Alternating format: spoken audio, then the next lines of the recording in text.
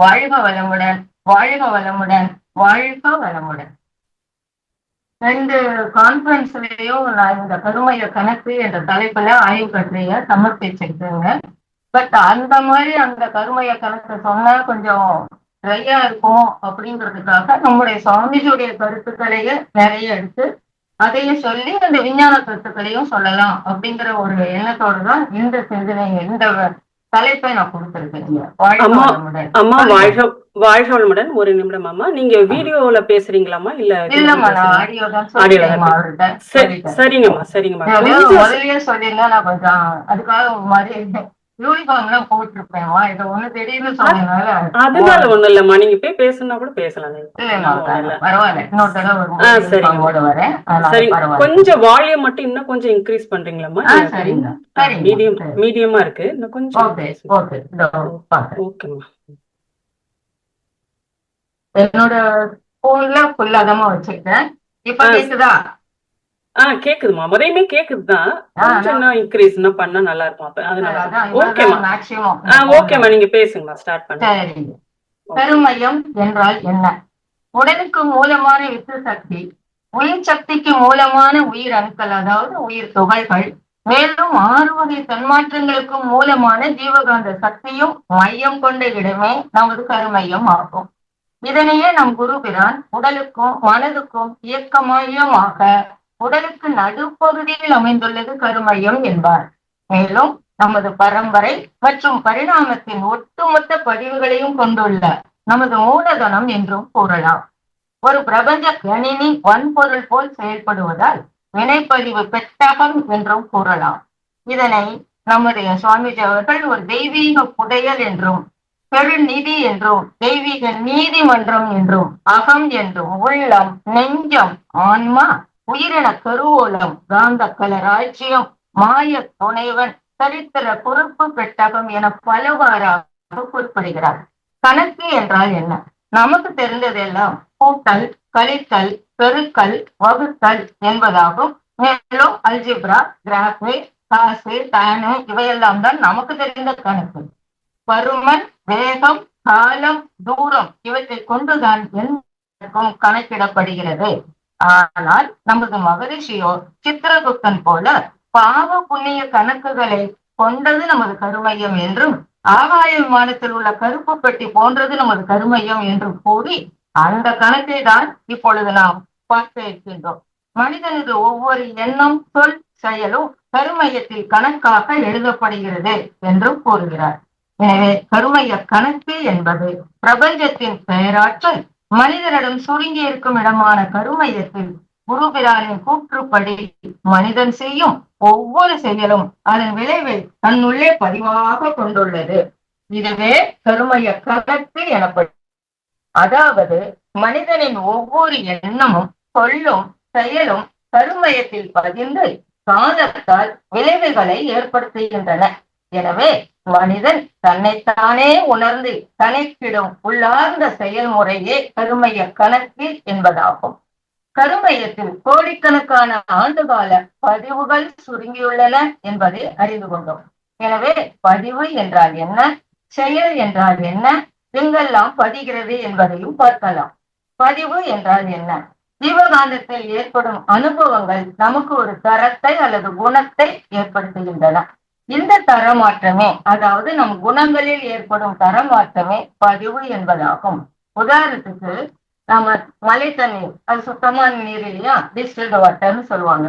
அந்த தண்ணீர்ல ஒரு 4 சொட்டு எலுமிச்சப்பழம் புளிஞ்சேன்னு வச்சுக்கோங்களேன், அந்த டிஸ்டில்டு வாட்டருடைய சுவை, அதனுடைய தரம் ஒரு மாதிரி இருக்கும். இப்ப நீங்க அதுல 4 சொட்டு எலுமிச்சப்பழம் ரசத்தை புளிஞ்சிட்டீங்கன்னா அப்ப அதனுடைய தரமும் அதனுடைய குணமும் அதனுடைய சுவையும் மாறும் தானே. அதே மாதிரி அதுல கொஞ்சம் தேனை கலக்குறேன்னு வச்சுக்கோங்களேன், இப்போ அந்த தண்ணி எப்படி இருக்கும்? அதாவது புளிப்பு சுவையும் இனிப்பு சுவையும் கலந்த சுவையாக இருக்கும். அதனுடைய குணம் மாறி விடுகிறது. இப்ப அதுல ஒரு பிஞ்சு சால்ட்டு நான் கலக்குறேன்னு வச்சுக்கோங்களேன், அப்போ அது எப்படி இருக்கும்? அது இனிப்பு, புளிப்பு, உவர்ப்பு இது சேர்ந்ததாக இருக்கும்னு நம்ம சொல்லுவோம் இல்லையா, அதுதான் நம்ம சர்பத்துன்னு சொல்றோம். இது மாதிரி அந்த குணாதிசயங்களில் ஏற்படுகின்ற தரமாற்றத்தை தான் பதிவு என்கிறோம். செயல் என்றால் என்ன? மனதை கொண்டு, அதாவது ஜீவகாந்தத்தை கொண்டு உடல் கருவிகளான மெய், வாய், கண், மூக்கு, செவி மற்றும் கர்ம இந்திரியங்களான கை, கால், வாய், பால்குறி, குதம் என்ற கருவிகளை இயக்குவது செயல் ஆகும். எங்கெல்லாம் அவை பதிகின்றன? மனிதன் எதை எண்ணினாலும் சொன்னாலும் செய்தாலும் அது அவனது உடலில் 5 இடங்களில் பதிகிறது. அவை முறையே புலன்களில் விரிவு சுருக்க பதிவாகவும், மூளையில் நினைவு பதிவாகவும், ஜீவகாந்தத்தில் பிரதிபலிப்பு பதிவாகவும், உயிர் துகள்களில் நுண்ணியக்க பதிவாகவும், கருமையத்தில் தரப்பதிவாகவும் பதிகின்றன. மேலும் 6வது இடமாக வான்காந்தத்தில் சமுதாய பதிவாகவும் பதிகிறது என்பதை வேதாத்திரியம் விளக்குகிறது. விதை ஒன்று போட்டால் துறை ஒன்றா முளைக்கும் என்ற பழமொழிக்கு ஏற்ப ஒரு செயல் செய்யும் போது அதன் அழுத்தம் கருமையத்தில் பதிவாகி சூழ்நிலைக்கு ஏற்ப ஒரு காலகட்டத்தில் எண்ணமாக அல்லது அனுபவமாக வெளிப்படுகிறது. அதாவது எண்ணமே சொல்லாகி செயலாகி பின் விளைவாக இன்பம், துன்பம், அமைதி, பேரின்பம் பின் அனுபவமாக மாறுகிறது. இதனையே கணியன் பூங்குன்றனார் தீரும் நன்றும் பிறதர வாரா என்று கூறுகிறார். பைபிளின் வாக்கியமோ இவரு வாட்டியூசோ, அதாவது எதை விதைக்கிறோமோ அதையே அறுவடை செய்கிறாய் என்கிறார். கியாம நாளில் சுழியமான தராசுகளையே வைப்போம், கடுகளவு நன்மை அல்லது தீமை இருந்தாலும் கணக்கில் எடுத்துக் கொள்வோம் என்பது திருக்குறானின் சத்தியம். கர்மாவை செய், பயனை தீர்மானிப்பவன் நான் என்ற பகவத்கீதையின் சாரமானது சொல்கிறது.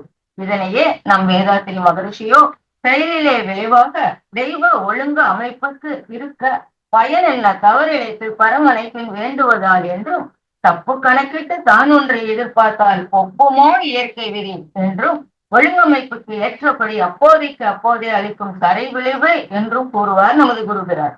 உதாரணம், நாம் எதை வேண்டுமானாலும் கணக்கு பண்ணலாம், ஆனா இறைவன் ஒரு கணக்கு பண்ணுவார்.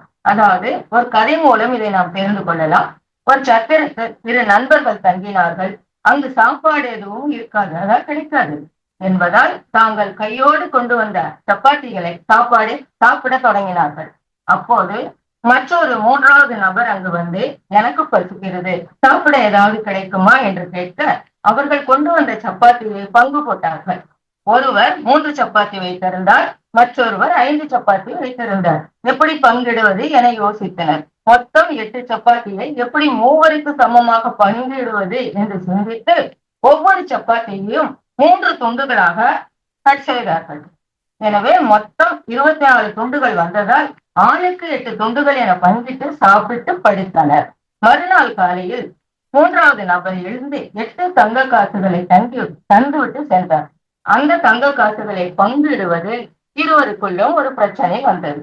3 சப்பாத்தி கொண்டு வந்த நபர் அக்காசுகளை சமமாக பங்கிட்டுக் கொள்வோம், அதாவது 4 நாளா பங்கிட்டுக் கொள்வோம் என்று சொல்ல, 5 சப்பாத்தி கொண்டு வந்த நபரோ முடியாது, எனக்கு 5 காசுகள் வேண்டும், நீ 3 காசுகள் எடுத்துக்கொள் என்று சொல்ல, வார்த்தைகள் தடித்து, சரியாக நமக்கு தோணுது, வார்த்தைகள் தடித்து சண்டையாகி ராஜாவிடம் சென்று நியாயம் கேட்டனர்.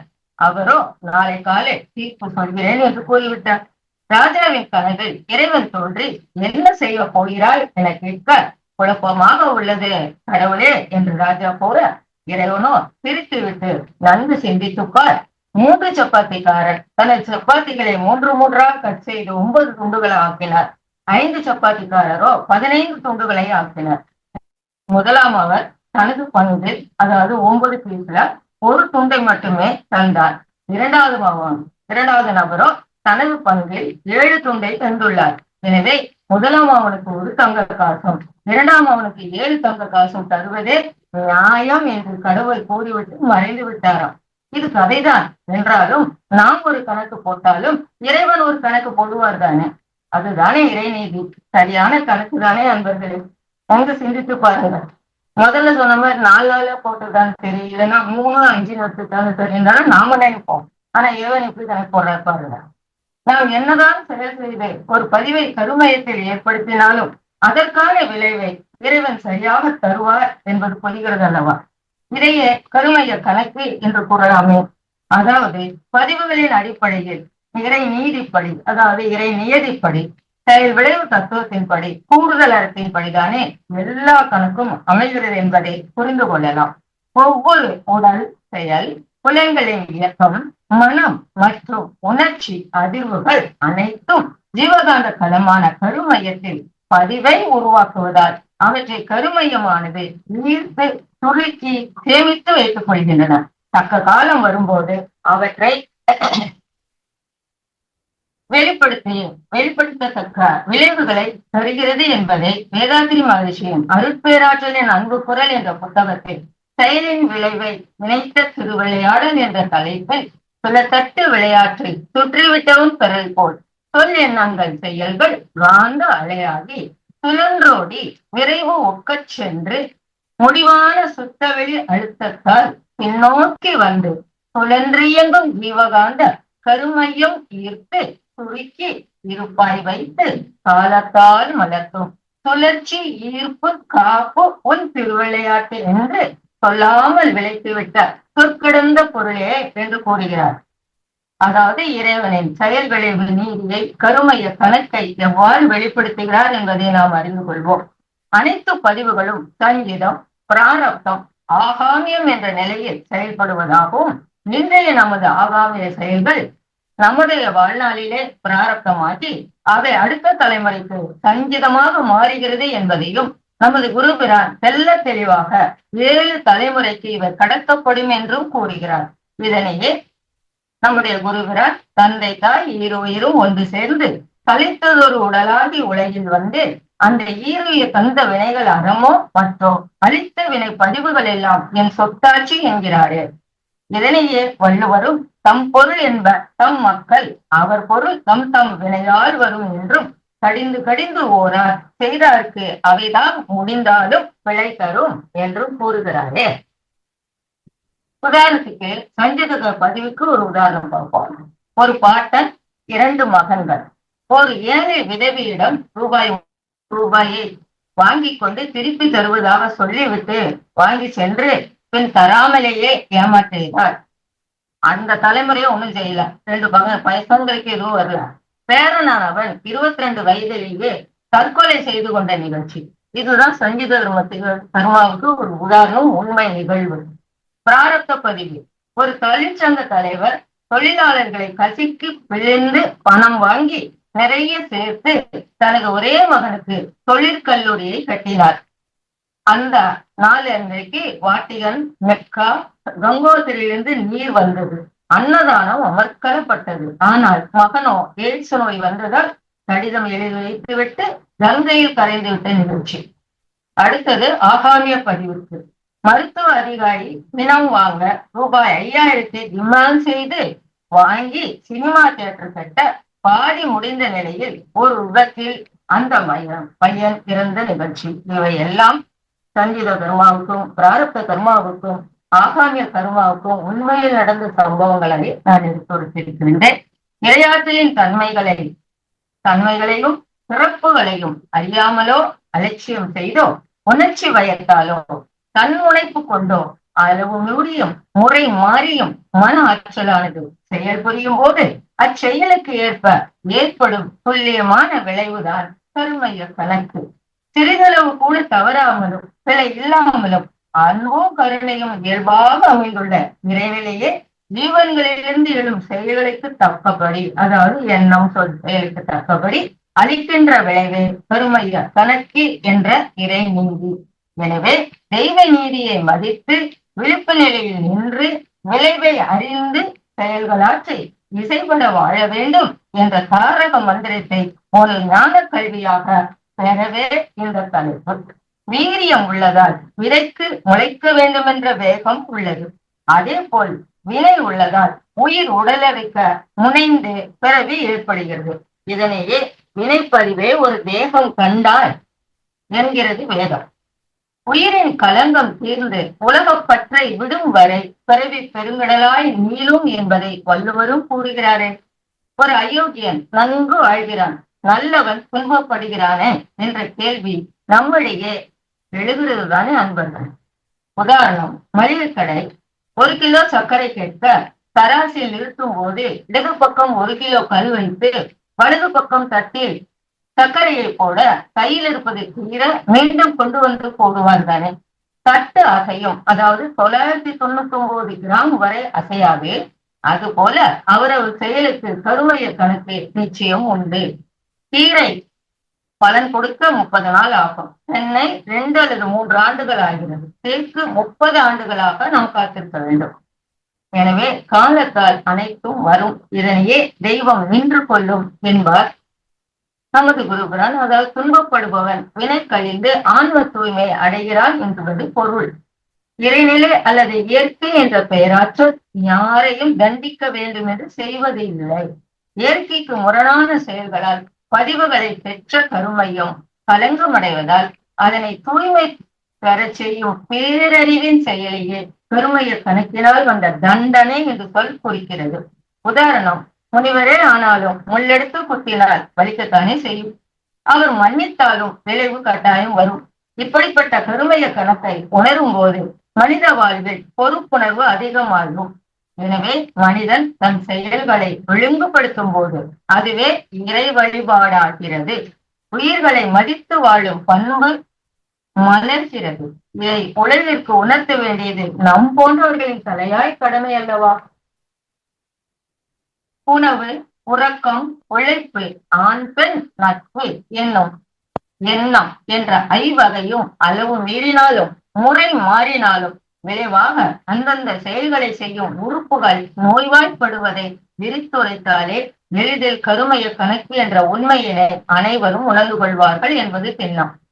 ஆனானப்பட்ட கிருஷ்ணருக்கு கருமைய கணக்கு வேலை செய்ததை சற்று சிந்திப்போமா? மகாபாரதத்தில் குந்தி தேவி மூலம்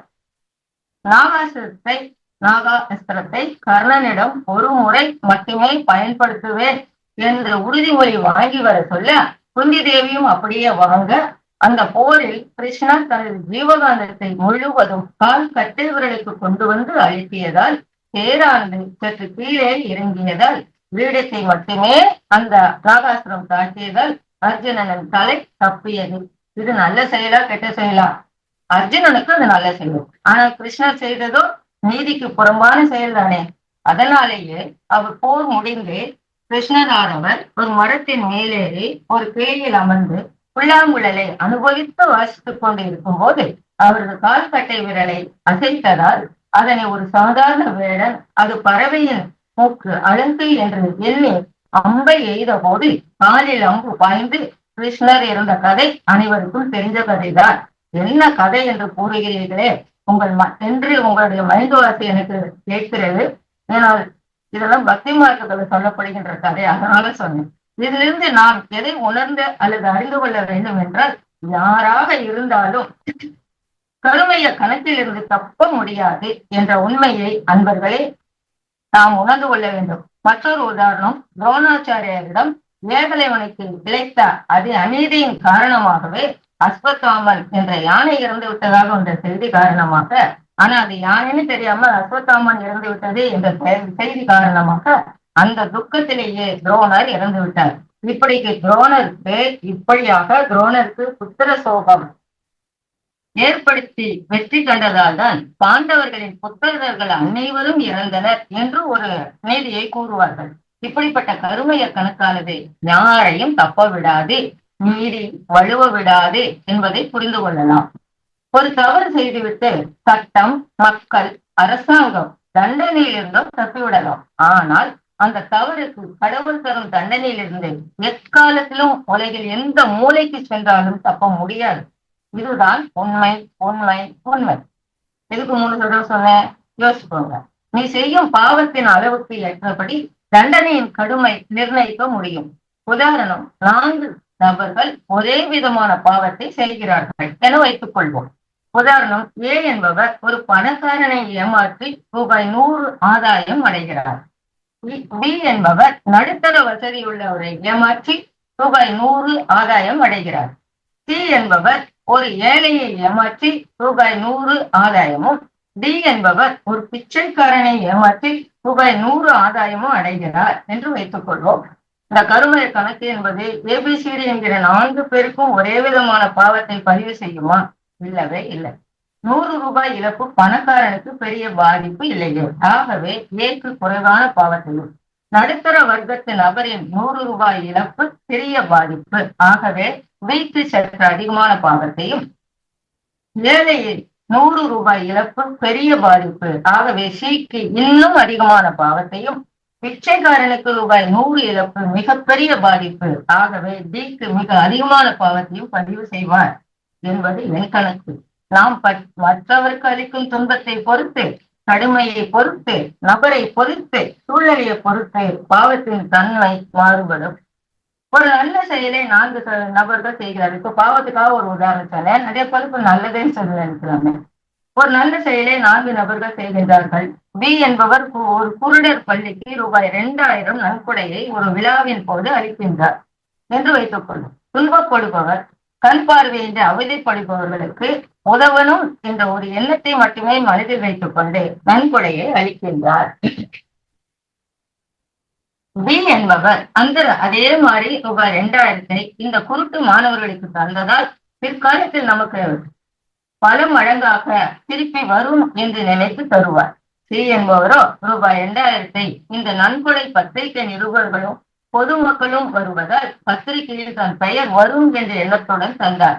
டி என்பவர் விருப்பம் என்று ரூபாய் 2000 தருகிறார். நாம் தராவிட்டால் மரியாதை இருக்காது, கேவலமாக நினைப்பார்கள், இங்கு வந்ததே தவறாக போய்விட்டது என்று தண்டம் என்று திட்டிக் கொண்டே தந்தார். கடவுள் இந்த 4 ஒரே மாதிரியான புண்ணியத்தை கொடுப்பாரா? சிந்தியுங்கள். பலன் கருதாமல் உதவி செய்த ஏக்கு அதிகமாகவும், பலன் கருதி உதவி செய்த வீக்கு சற்று குறைவாகவும், பெயருக்கும் புகழுக்காக கொடுத்த சீக்கு மேலும் குறைவாகவும், விருப்பம் இல்லாமல் கொடுத்த டிக்கு மிக மிக குறைவாகவும் தானே புண்ணியத்தை கொடுப்பார். சிந்தித்து பாருங்கள். ஒரு ஒலிம்பிக் போட்டியில், நீச்சல் குளத்தில், டைவிங் போட்டியில் வெற்றியாளர்களை தேர்ந்தெடுக்க டைவிங் பிளாட்ஃபார்மில் வந்து நிற்கும் லாபகம், குதிக்கும் போது அதன் தன்மை, தண்ணீரில் நீந்துவதற்கு முன் அடிக்கும் குட்டி கரணங்கள், தண்ணீரை தொடும் போது உடல் உள்ள நிலை, உடல் நீருக்குள் நுழையும் போது சிதறும் தண்ணீர், ஆக பல அளவுகோல்கள், அதாவது பேராமீட்டர்ஸ் சொல்லுவாங்க, உள்ளது போல மனிதனுடைய செயல்களுக்கும் பாவ புண்ணியம் எவ்வளவு அளவுகோல்களை வைத்து எந்த அளவு துல்லியமாக கணக்கிடுவார். அதாவது துல்லிய சமதள சீர்மைப்படி, கருமைய கணக்குப்படி என்பதை சிந்தித்து பார்ப்போமே.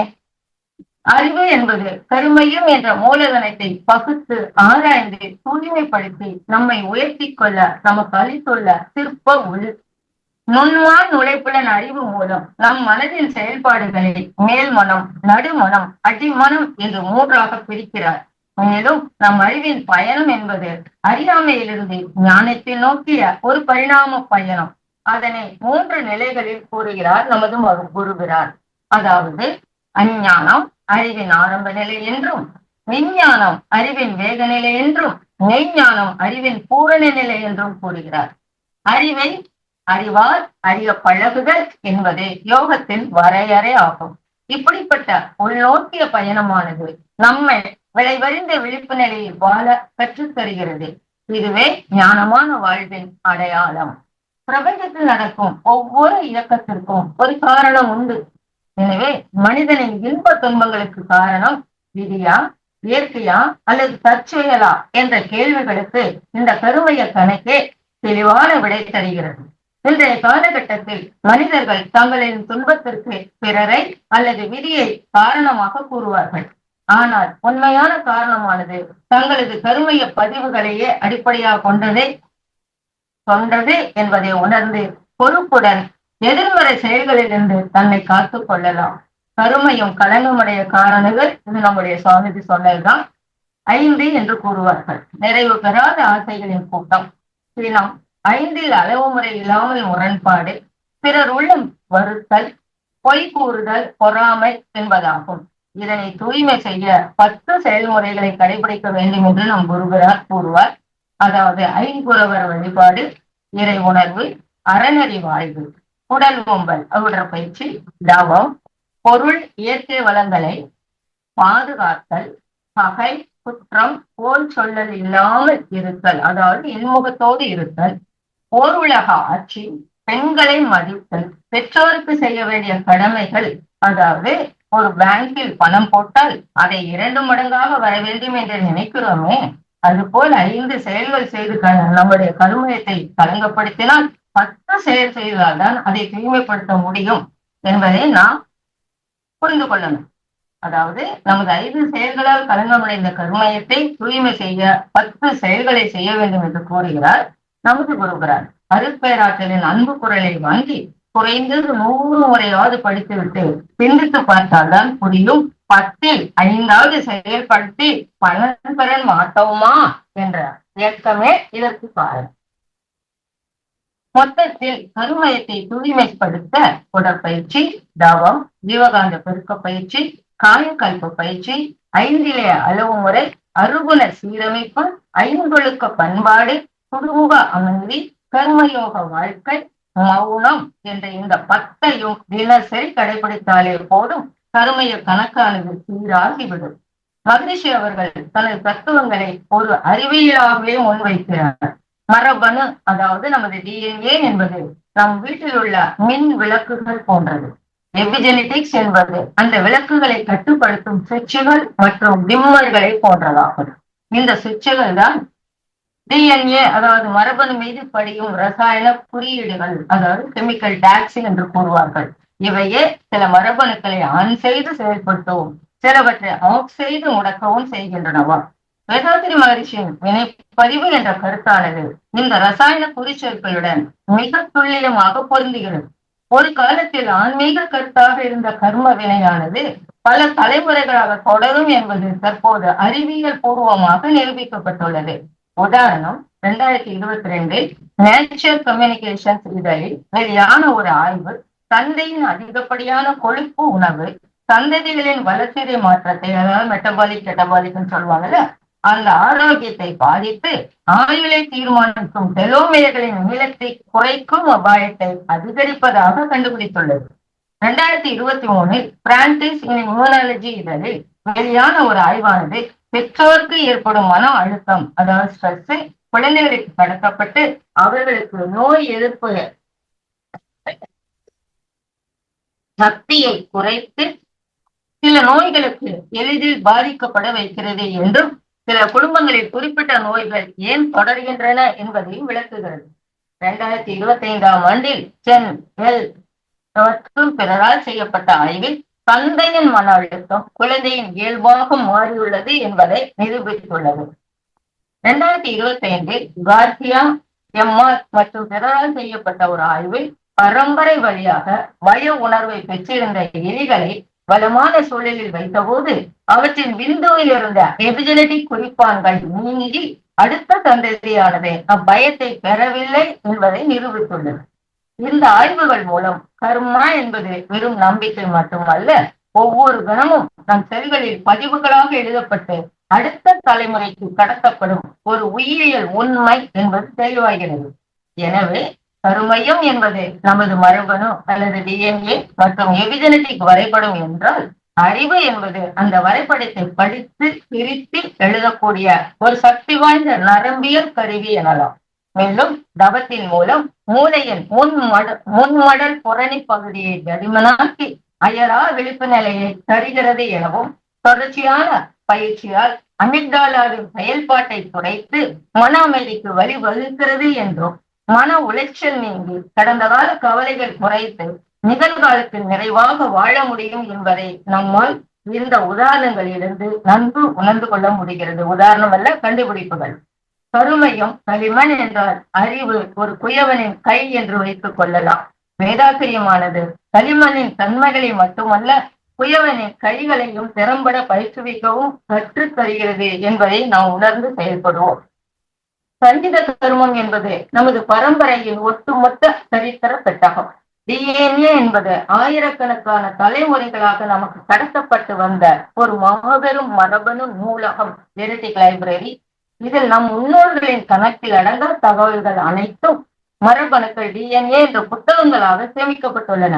உதாரணமாக, ஒருவருக்கு கலை ஆர்வம் இருப்பதற்கான மரபணுக்கள், மற்றொருவருக்கு நீரிழிவு நோய்க்கான மரபணுக்கள், மற்றொருவருக்கோ நீண்ட ஆயுளுக்கான மரபணுக்கள் என அனைத்தும் இந்த லைப்ரரியில், அதாவது நூலகத்தில் உள்ளன. அதாவது டிஎன்ஏ என்பது சஞ்சித கர்மத்தின் உயிரியல் வடிவம், பயாலஜிக்கல் லெட்ஜர் ஆஃப் சஞ்சித கர்மா என்று கூறுகிறார்கள். பிராரப்த கர்மா என்பது சஞ்சித நூலகத்திலிருந்து இப்பிறவியில் படிக்க தேர்ந்தெடுக்கப்பட்ட புத்தகங்கள் எனலாம். நமது செயல்பாடுகளில் உள்ள பதிவுகளே பிராரப்தம். இதற்கான அறிவியல் விளக்கமே எபிஜெனடிக்ஸ் ஆகும். அதனால் எபிஜெனடிக்ஸ் என்பது பிராரப்த கர்மா செயல்படும் மூலக்கூறு வழிமுறை, தி மாலிகுலார் மெக்கானிசம் ஆஃப் பிராரப்த கர்மா. நமது இனவிருத்தி செயல்கள், அதாவது வித்து டிஎன்ஏவை மட்டும் சங்கீதத்தை மட்டும் சுமந்து செல்வதில்லை, பெற்றோரின் வாழ்க்கை முறையில் உருவான பிராரப்தத்தையும் சேர்ந்தே சுமந்து செல்கின்றன. ஆகாமிய கர்மம் என்பது நடப்பு செயல்களால் தற்போது எழுதப்படும் புதிய பக்கங்கள். எனவே கருமைய கணக்கு என்பது வெறும் ஆன்மீக தத்துவமோ நம்பிக்கையோ மட்டுமல்ல, இது பிரபஞ்ச காந்த இயக்க விதி. அறிவியல் ஆராய்ச்சிகளானது டாக்டர் ப்ரூஸ் லிப்டன் என்பவர் 2005 பயாலஜி ஆஃப் பிலீஃப் ஆய்வில் டிஎன்ஏ என்பது, அதாவது மரபணு என்பது ஒரு மாறாத வரைபடம் அல்ல, எண்ணம், சுற்றுச்சூழல், உணர்வுகள், தவம், நற்செயல்கள் மூலம் டிஎன்ஏவின் செயல்பாட்டை மாற்றி அமைத்து எதிர்மறை பதிவுகளின் தாக்கத்தை குறைக்கிறது என்பதை டாக்டர் ப்ரூஸ் லிப்டன் நிரூபித்துள்ளார். இன்னொருவர் டாக்டர் மைக்கேல் மெர்ஜனிஸ் என்பவர், மூளை ஒரு நிலையான அமைப்பு அல்ல, ஒரு மனிதன் தனது எண்ணம், தற்சோதனை, தவம் மூலம் எதிர்மறை பழக்க பதிவுகளை மாற்றி புதிய மேன்மையான விளக்கப்பதிவாக பதிய வைக்க முடியும் என்று கூறுகிறது. இது நம் குருவின் பழக்கப்பதிவு விளக்கப்பதிவோடு ஒத்து போகிறது. டாக்டர் டேவிட் போம் என்பவரின் இம்ப்ளிகேட் ஆர்டர் கொண்ட கொள்கையின்படி பிரபஞ்சத்தில் அனைத்தும் ஒன்றோடு ஒன்று பிணைக்கப்பட்டுள்ளன என்றும், நாம் செய்யும் ஒவ்வொரு செயலும் பிரபஞ்சத்தில், அதாவது வான்காலத்தில் பதிவாகி மீண்டும் வேறொரு வடிவில் நம்மை வந்தடைகிறது என்கிறார். இது நம் மகரிஷியின் சரிவிளைவு நீதியோடு கருமைய கணக்கோடு ஒத்து போகிறது. அதான் சுழற்சொத்தை விளையாட்டு. இதை உலகளாவிய விதி என்றும் கூறலாம். 1992 லியோ காமா ரிசோலட்டி என்பவரால் செய்யப்பட்ட மிரர் நியூரான் என்ற ஆய்வின் மூலம் யாரை பற்றி எண்ணினாலும் பார்த்தாலும், அதாவது புலன்கள் மூலம் பதிவுகள் ஏற்படும் என்பதை நிரூபித்துள்ளார். இது நமது வேதாத்திரியத்தில் நாம் எதை எண்ணினாலும் சொன்னாலும் செய்தாலும் அவை நம் உடலில் 5 இடங்களிலும் வான்காந்தத்தில் 6வது இடமாகவும் பதியும் என்பதுடன் ஒத்துப்போகிறது அல்லவா? எனவே கருமையம் என்பது ஒரு மனிதனின் கடந்த கால, நிகழ்கால மற்றும் எதிர்காலத்தின் முகவரி என்று கூட சொல்லலாம். செயல் விளைவு நீதியை, கருமைய கணக்கை உணர்ந்து பிறருக்கு துன்பம் தராத வாழ்வை மேற்கொள்ளலாம் என்பதை நாம் உணர்ந்து செயல்படுவோம். தனி மனித அமைதி மூலம் உலக அமைதி என்ற மகரிஷியின் மாபெரும் தொலைநோக்கு பார்வையானது ஒரு கற்பனை கனவு அல்ல, அது நடைமுறை சாத்தியமான அறிவியல் பூர்வமான ஒன்று. இந்த அறிவானது பெற்றோரையோ சூழ்நிலையையோ விதியையோ குறை கூறும் பழக்கத்திலிருந்து நம்மை விடுவிக்கிறது. நமது இயல்புகளானது பதிவுகளின் அடிப்படையில் அமைந்தவை என்பதை புரிந்து கொண்டு அவற்றை மாற்றுவதற்கான கருவியும், அதாவது அறிவும் வழிமுறையும், நம்முடைய குண்டலினி யோக பயிற்சிகளும் நம்மிடமே உள்ளதென்ற முழு பொறுப்பையும் ஏற்றுக்கொள்வோம். ஒவ்வொரு எண்ணமும் சொல்லும், அதாவது ஒரு சொல் வெல்லும், ஒரு சொல் கொல்லும் என்பதை நாம் அறிந்ததுதானே. செயலும் ஒரு புதிய ஆகாமிய கர்மத்தை எபிஜெனடிக் குறிப்பானே உருவாக்குகிறது என்பதை உணரும் போது தொடர்ந்து நம்மை விழிப்புடன் வாழ தூண்டுகிறது. கருமைய கணக்கை சீர்படுத்துதல், அதாவது கருமையத்தை தூய்மைப்படுத்துதல் என்பது ஒரு தலைமுறையை குணப்படுத்துதல் ஆகும், அதாவது ஜெனரேஷன் ஹீலிங். மேலும் நமக்கு கடத்தப்பட்ட எதிர்மறை பதிவுகளை செயலிழக்க செய்து நமது சந்ததியினருக்கு தெளிவு, ஆரோக்கியம் மற்றும் அமைதி என்னும் பாரம்பரியத்தை விட்டு செல்வோம். நாம் அனைவரும் கடந்த காலத்தின் விளைவுகள் மட்டுமல்ல, எதிர்காலத்தின் படைப்பாளிகளும் ஆகும். எனவே கருமைய கணக்கு என்பது இயற்கையின் நீதிமன்றம். நாம் செய்யும் ஒவ்வொரு செயலும் பதிவாகி காலத்தால் விளைவு வரும் என்பதை புரிந்து கொள்வோம். எனவே ஏரி குளங்களை தூர் வாருவதை போல நமது கருமையத்தை தூய்மை அல்லது சுத்திகரிப்பு செய்ய தவம், தற்சோதனை, உடற்பயிற்சி, காயகல்பம், அறநெறி வாழ்க்கை, குணநல பேரு, மௌனம் போன்றவற்றின் மூலம் தூய்மை செய்து கொள்வதே அமைதியான வாழ்க்கைக்கு வழிவகுக்கும். அறிவை அறிந்தோர் அன்பரின் அறமே ஞானம் என்ற மகரிஷியின் ஆழமான மேற்கோளை நினைவில் கொண்டு செயல்படுவோம். மற்றும் நீங்கள் அனைவரும் இருகாரும் பொறுமையாக இருந்து கேட்ட உங்கள் அனைவருக்கும் நன்றி, நன்றி, நன்றி. இறை உணர்வும் அறநெறியும் கல்வி, தனம், தானியம், இளமை, வலிவு, துணிவு, மக்கட்பேறு, அறிவியல் இருந்தோர் நட்பு, அன்புடைமை, அகத்தவம், அழகு, புகழ், மனித மதிப்பு உணர்ந்து ஒழுகும் பண்பு, பொறையுடைமை எனும் பேரு 14 பெற்று போற்றலுக்கும் தூற்றலுக்கும் வாழ்த்துக்களே கூறி மறை விளக்கும் உயர் வாழ்வை மதித்து ஒழுக்கம் காத்து மனையரசின் ஒளி விளக்காய் வலம் ஓங்கி வாழ்க வாழ்க வாழ்க என்று கூறி நீங்கள் அனைவரும் உடல் நலம், நீலாயுள், நிறை செல்வம், உயர் புகழ், மெய் ஞானம் பொங்கி வாழ குருவர்களும் பிறவர்களும் துணை புரிய மனமாற வாழ்த்தி வாய்ப்புக்கு மீண்டும் நன்றி கூறி நிறைவு செய்கிறேன். வாழ்க வளமுடன், வாழ்க வளமுடன், வாழ்க வளமுடன். கேள்வி கேட்க விரும்பும் அன்பர்கள் தங்களுடைய கைபேசியை தாங்களே அன்மியூட் செய்து கொண்டு கேள்விகளை மட்டும் சுருக்கமாக கேட்கும் போது அனைவருக்கும் அது பயனுள்ள முறையில் அமையும் என்பதை அன்போடு தெரிவித்துக் கொள்கின்றோம். முதலாவது அன்பராக TS ராஜாராம் ஐயா அவர்களை அன்போடு அழைக்கின்றோம். வாழ்க வளமுடன் ஐயா. அம்மா வாழ்க வளமுடன். வாழ்க வளமுடன் ஐயா. தெரியுதுங்கய்யா, சொல்லுங்கய்யா. வாழ்க வளமுடன். நல்லா அருமையா தலைப்பு கொடுத்து பேசுனீங்க. ஆனா வாய்ஸ் தான் என்னமோ கொஞ்சம் குறைப்பட்ட மாதிரி மனசுல பட்டது. என்னோட ஐபோன்ல எவ்வளவு மேக்ஸிமம் வால்யூமோ அவ்வளவும் கொடுத்துட்டேன். எதனாலன்னு தெரியலீங்கய்யா. இருந்தாலும் நல்ல காது கொடுத்து கேட்டு நல்லா இருந்தது.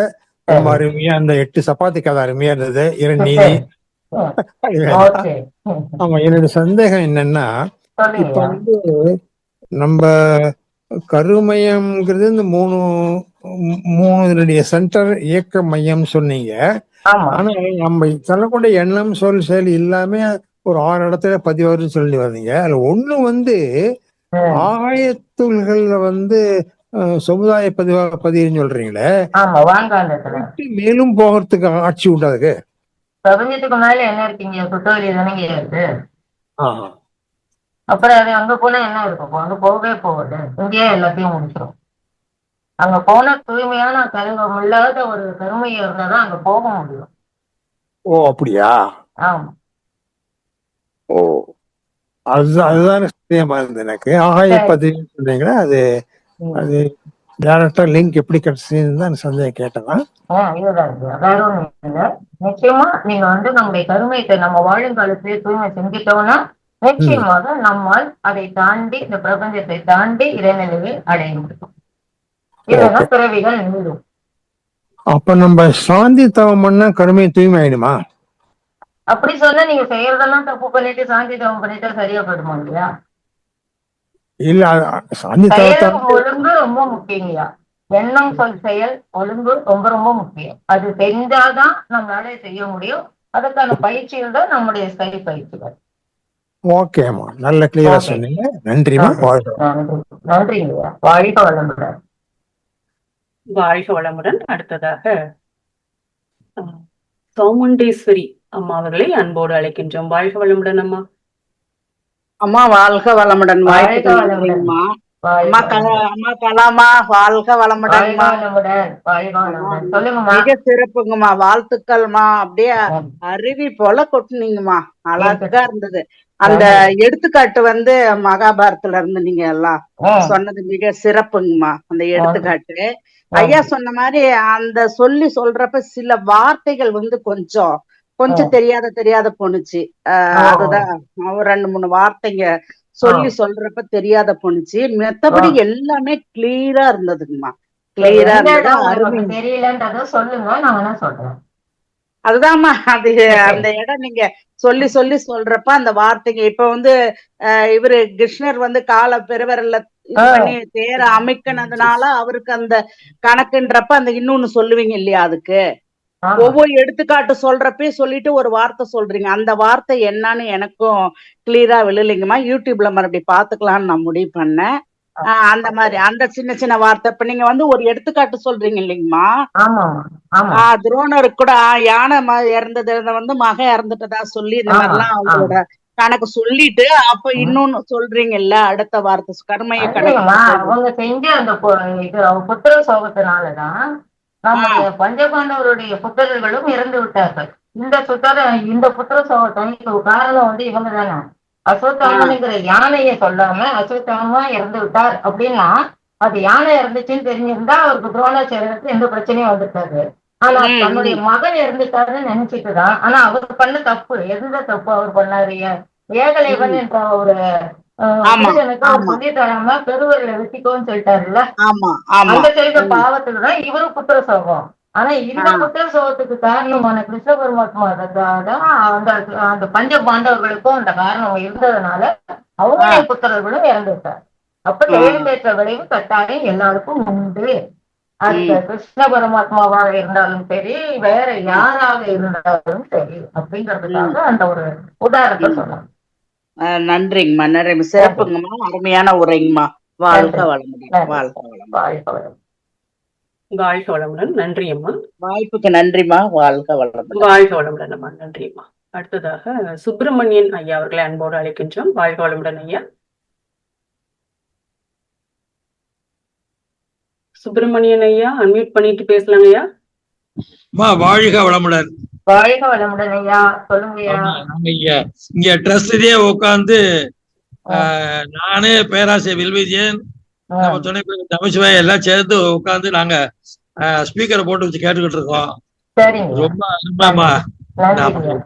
எங்க எங்க எங்க நம்ம வானகரம் ட்ரஸ்டுக்கு நீங்க ஒரு பெரிய அசத்தம்மா. உங்களுக்கு ஒரு பெரிய இதெல்லாம் கேட்டுட்டு அப்படியே 1-2 பாயிண்ட்ஸ் எல்லாம் கேக்குறது இல்ல, மொத்தமா ஸ்கிரிப்ட அப்படியே ரெக்கார்ட் பண்ணிடலான் இருக்கோம். ரெக்கார்ட் பண்ணி நாங்க பிரிண்ட் அவுட் போட்டுடலான் இருக்கோம். அப்பதான் வசதியா இருக்கும். ஏன்னா அன்பர்களுக்கு இத வேற இடத்துல அவங்களுக்கு உதவா இருக்கும். அதனால இது இன்னைக்கு விடுற ஐட்டம் கிடையாது, இது தொடரக்கூடிய ஐட்டம். நன்றிமா, வாழ்த்துக்கள். மேலும் உங்களுடைய இந்த அற்புதமான உரைகளை கேட்கறதுக்கு அவரோட காத்திருக்கோம். நன்றி, வணக்கம்.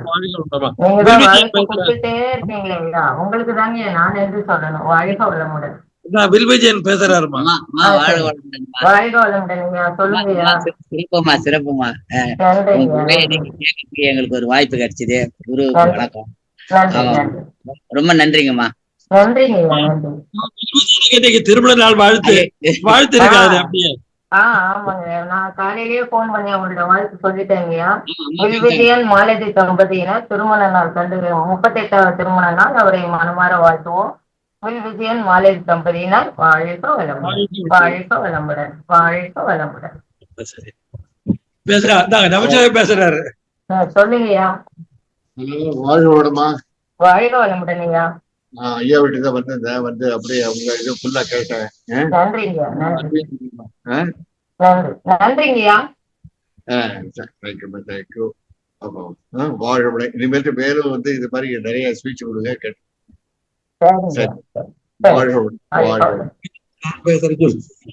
வாழ்க வளமுடன் ஐயா. நன்றி ஐயா. வாழ்க வளமுடன். நன்றிமா, நன்றிமா, நன்றிமா. வாழ்த்துக்கள்மா. வாழ்த்துக்கள். வாழ்க வளமுடன். அடுத்ததாக உமையால் அம்மா அவர்களை அன்போடு அழைக்கின்றோம். வாழ்க வளமுடன் அம்மா. வாழ்க வளமுடன்மா. வாழ்க அம்மா. கருமையம் வந்து நிகழ்கால, இறந்த கால, எதிர்கால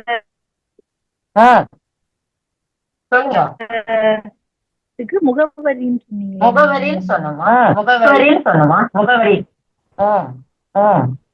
அது என்ன முகவரின்னு சொன்னீங்களாமா? என்னமா சொன்னீங்க? முகவரி, முகவரி, அட்ரஸ், அட்ரஸ், முகவரி, சரிம்மா, சரிம்மா. அதான் என்னன்னு விளக்கமா கேட்டேம்மா. சரிங்க, ஒண்ணும் இல்ல. அது நம்முடைய முகவரி.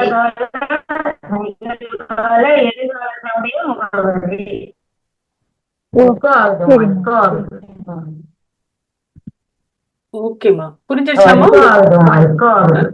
வாழ்க வளமுடன்.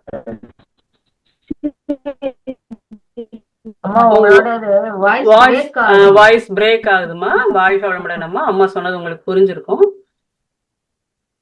அடுத்ததாக கவிதா கோவிந்தராஜ். அம்மா மியூட்டே ஆக மாட்டேங்குதுன்னு தெரியல. அடுத்ததாக கோவிந்தராஜ், கவிதா கோவிந்தராஜ் அம்மா அவர்களை அன்போடு அழைக்கின்றோம். வாழ்க வளமுடன் அம்மா. வாழ்க வளமுடன் அம்மா, வாழ்க வளமுடன் அம்மா. அந்த 100 ரூபாய் சொன்னீங்கல்லம்மா, அது கொஞ்சம் சொல்லுங்களம்மா. ஏங்கிறவரு ஒரு 100 ரூபாய் வந்து இப்ப பெரிய பணக்காரர்கிட்ட இருந்து ஏமாத்தி வாங்கிட்டாரு. அவருக்கு ஒன்றும் ஆதாயம் ரொம்ப மோசமா, அவருக்கு ஒன்றும் இழப்பு அதிகமா இருக்காது தானே. அதே பிங்கிறவரு கொஞ்சம் ஒரு இது பண்ணி என்ன சொல்றது, வருத்தி வாங்கினாரு. ரெண்டாவது அவருடைய இது வந்து பாவ செயல் வந்து கொஞ்சம் கஷ்டம் இருக்கு, அதிகம் தானே. அடுத்தது மூணாவது காரர் என்ன செஞ்சாரு அப்படின்னு சொன்னா ஏமாத்தி வாங்கினாரு. அதனால அவருக்கு ஒரு பாவம். அடுத்து கடைசிக்காரரு பிச்சைக்காரர்கிட்ட ஏமாத்தி வாங்கினாரு. இப்ப அவர் கண்ணு தெரியாது பிச்சைக்காரன்னு வச்சுக்கோங்க. 100 ரூபா நோட்டு அங்க இருந்திருக்குது, இவர் அதை எடுத்துக்கிட்டாரு, ஒரு 1 ரூபா போட்டாருன்னு வச்சுக்கோங்களேன். இப்ப அது ரொம்ப பயங்கரமான பாவம் தானே. அப்ப அதுக்கு தகுந்த விளைவு வருமா, இல்ல பெரியவர் வந்து ஃபர்ஸ்ட் பணக்காரர் 100 ரூபாய் ஏமாத்தி வாங்கினதுக்கான விளைவு அதிகமா வரும்? அவருக்கு அதுக்கு அவருக்கு ஒன்றும் பாதிப்பு அதிகமா இல்லை. ஆஃப்டர் ஆல் ஒரு 100 ரூபாய் தானே அவருக்கு, பணக்காரருக்கு. அந்த மாதிரிதான், அந்த மாதிரி நம்ம கணக்கு செய்யணும். நம்ம எது எடுத்தாலும் செய்யறதெல்லாம் அப்படின்னு நினைச்சுக்கிறத விட இந்த மாதிரி நம்ம நினைச்சு பார்க்கலாமே அப்படிங்கறது என்னோட கருத்துன்னு நான் சொன்னேன். அருமையா இருந்துச்சுங்கம்மா. நன்றிம்மா, நன்றி. வாழ்க வளமுடன் அம்மா, வாழ்த்துக்கள். வாழ்க வளமுடன். வாழ்க வளமுடன் அம்மா. நன்றி.